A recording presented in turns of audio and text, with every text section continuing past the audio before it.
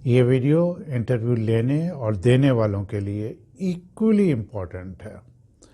میں بتانے کی کوشش کروں گا کہ انٹرویو لینے والوں کو امیدوار میں کون سی ایبیلٹیز اور کیپیبلٹیز کو دیکھنا چاہیے، اور انٹرویو دینے والوں کو پتہ ہونا چاہیے کہ انٹرویو لینے والا ہم میں کن خوبیوں کو تلاش کر رہا ہے تاکہ ہم ان کی آرگنائزیشن کے لیے یوزفل امپلائی ثابت ہو سکیں۔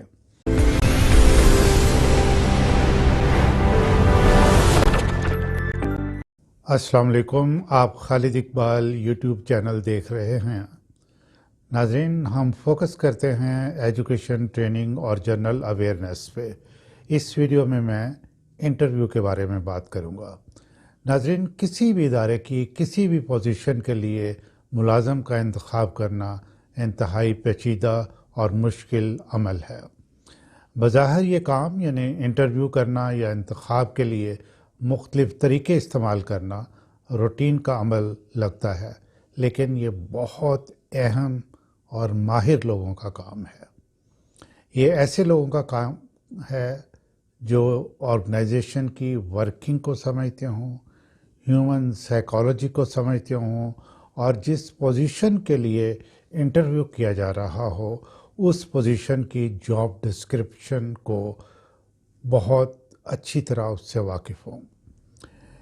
کون لوگ صحیح انتخاب کر سکتے ہیں؟ میں نے مختلف ممالک میں ایچ آر پہ بہت کورسز کروائے، جن میں سینئر اور مڈل مینجمنٹ کے افسران نے شرکت کی۔ تقریباً 85% لوگوں کی یہ رائے ہے کہ experienced and knowledgeable person he job کے حساب سے صحیح ملازم کا انتخاب کر سکتے ہیں۔ ریٹن ٹیسٹ اور مختلف قسم کے سائیکلوجیکل ٹیسٹ کچھ مدد تو کر سکتے ہیں، لیکن ان پہ مکمل انحصار نہیں کیا جا سکتا۔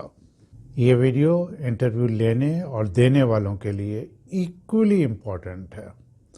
میں بتانے کی کوشش کروں گا کہ انٹرویو لینے والوں کو امیدوار میں کون سی ایبیلٹیز اور کیپیبلٹیز کو دیکھنا چاہیے، اور انٹرویو دینے والوں کو پتہ ہونا چاہیے کہ انٹرویو لینے والا ہم میں کن خوبیوں کو تلاش کر رہا ہے تاکہ ہم ان کی آرگنائزیشن کے لیے یوزفل امپلائی ثابت ہو سکیں۔ اگر آپ کسی جونیئر پوزیشن کے لیے انٹرویو کر رہے ہیں تو میں کچھ آپ کو ٹپس بتاتا ہوں، آپ ان پہ غور کریں۔ جونیئر پوزیشن میں کیا جاب ہے، اور اس لائن میں یعنی جونیئر سے لے کے اس کی جو ہائیسٹ پوزیشن ہے پوری لائن میں مختلف جگہوں پہ مختلف پوزیشنز پہ اس کو کیا کام جو ہے کرنا ہے، اس حساب سے امیدوار کی ڈیولپمنٹل ایبیلٹیز کیسی ہیں یہ اسیس کرنے کی کوشش کریں۔ کیونکہ آج کا نہ دیکھیں، یہ دیکھیں کہ اگر اس نے پروگریس کر کے آگے جانا ہے تو جب نیکسٹ سٹیپ پہ جائے گا تو وہاں کس قسم کی جاب ہوگی، تو کیا اس کے اندر یہ ایبیلٹیز ہیں کہ یہ اس پوزیشن پہ کام کر سکے، یا یعنی ڈیولپ کرنے کی اس کے اندر ایبیلٹی ہے۔ دوسرا یہ ہے کہ جاب ریسپانسبلٹیز جو قبول کرنے کی ولنگنیس ہے وہ کیا ہے، کیونکہ انٹرویو کے دوران مختلف کویسچن سے آپ بخوبی یہ اندازہ لگا سکتے ہیں کہ یہ کوئی جاب کو ایکسیپٹ کرنے کی ولنگنیس اس کے اندر کیا ہے۔ جو شخص انولنگلی کام کر رہے ہوتے ہیں ان کی اس کام کی کوالٹی کبھی بھی بہترین نہیں ہوتی۔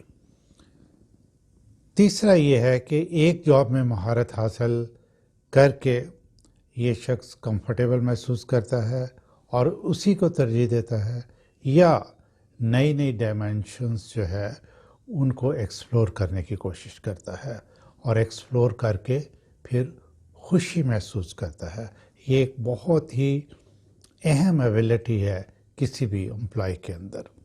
جب آپ انٹرویو کر رہے ہوں تو آپ کو یہ محسوس ہو سکتا ہے کہ اس کینڈیڈیٹ کا موجودہ جو جاب نالج ہے وہ بہترین نہیں ہے، لیکن آپ نے یہ دیکھنا ہے کہ اس کا کنڈکٹ اینڈ بیہیویئر جو ہے وہ کیا ہے، کیا وہ سیکھنے کی ایبیلٹی رکھتا ہے یا اس کے اندر ایسی آپ کو کوئی ڈیزائر نظر آتی ہے یا وہ ایگر لگتا ہے کہ وہ نئی نئی باتیں سیکھے، اور اس کا کیا لیول ہے، یہ بہت امپورٹنٹ ہے. کیوں کہ اگر ڈیزائر ہے، ویل ہے، تو چیزیں سیکھی جا سکتی ہیں اور لوور لیول سے ہائر لیول پہ جایا جا سکتا ہے. پانچواں یہ ہے کہ ٹیکنیکل لوگوں کو اسیس کرنا نسبتاً آسان ہوتا ہے، لیکن جنرل پوزیشن کے لیے لوگوں کو سلیکٹ کرنا یہ ذرا آسان نہیں بلکہ کافی مشکل کام ہے، کیونکہ تیزی سے بدلتی ہوئی دنیا کے ساتھ آرگنائزیشنز کو بھی ریلیونٹ رہنے کے لیے اپنے آپ کو بدلنا ہوتا ہے، اور پھر امپلائیز کی کام میں بھی اسی طرح تبدیلی آتی ہے. تو کیا یہ جو امپلائیز ہیں یہ ان میں وہ ایبلٹی ہے کہ چینج ہوتے ہوئے وقت کے ساتھ جب ان کی جاب چینج ہو رہی ہے تو اس میں وہ کمفرٹیبل فیل کریں.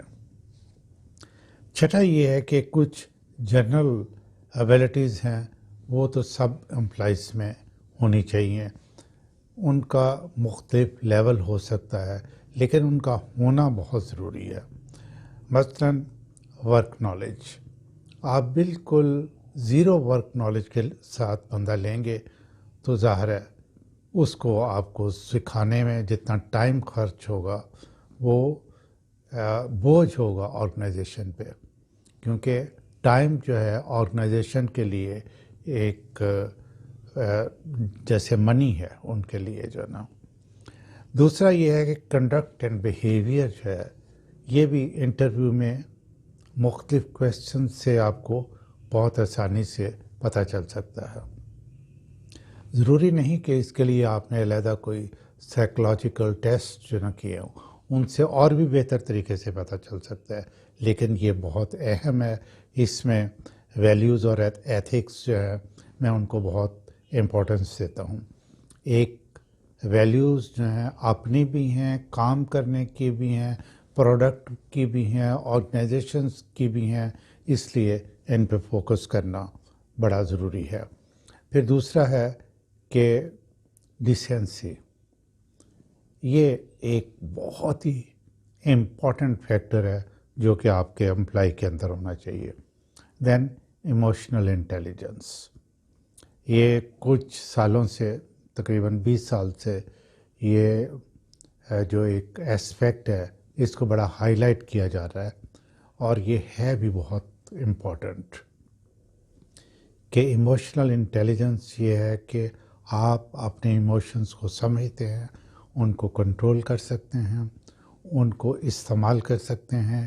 ایٹ دا سیم ٹائم آپ اپنے کلائنٹ کے، خواہ وہ کلائنٹ سنگل ہو، گروپس میں ہو، آرگنائزیشن میں ہو، کنٹری میں ہو، آپ ان کے ساتھ بھی اس طریقے سے سمجھ کے ڈیل کر سکتے ہیں یا پروڈکٹ بنا سکتے ہیں، جو بھی سچویشن ہے.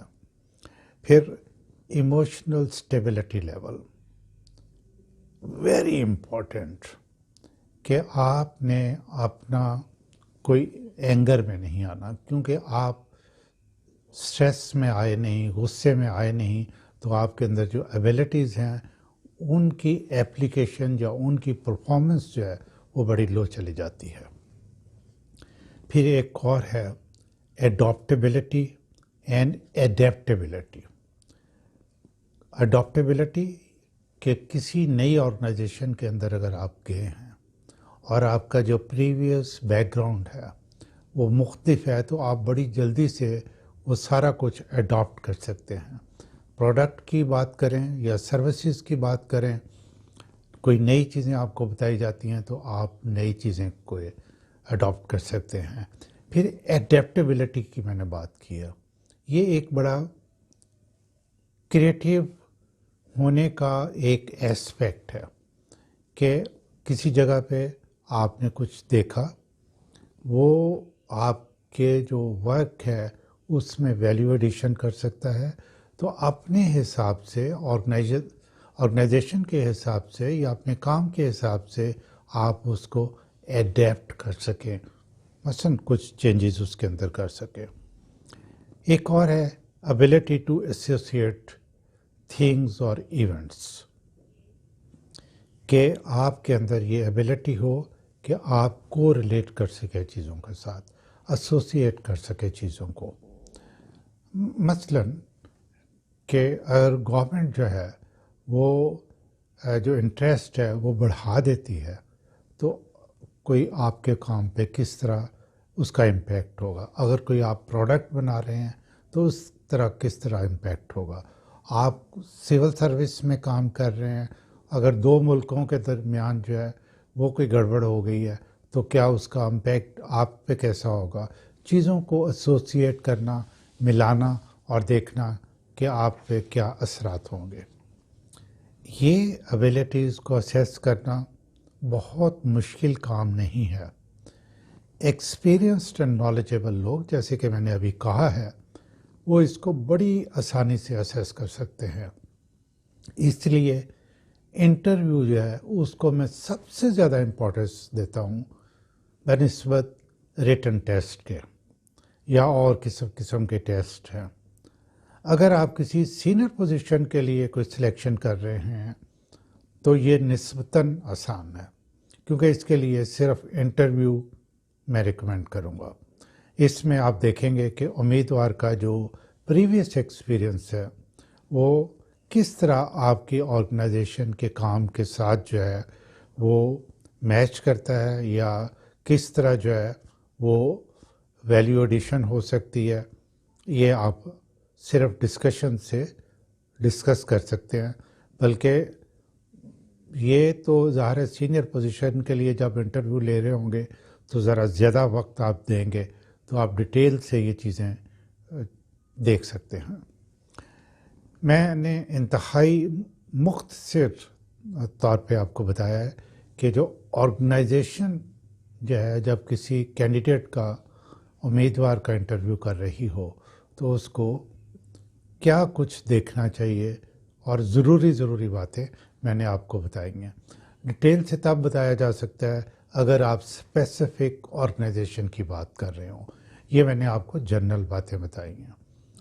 अगर आप सिविल सर्विस या प्रोविंशियल सर्विसेज के बारे में इंटरव्यू देना चाहते हैं तो मेरे यूट्यूब चैनल पे उसके लिए एक वीडियो पड़ी है, टिप्स फॉर इंटरव्यू, वो आप देखें। उसमें मैंने बहुत डिटेल में बताया है कि कैंडिडेट्स को किस तरीके से अपने आप को इंटरव्यू के लिए प्रिपेयर करना चाहिए।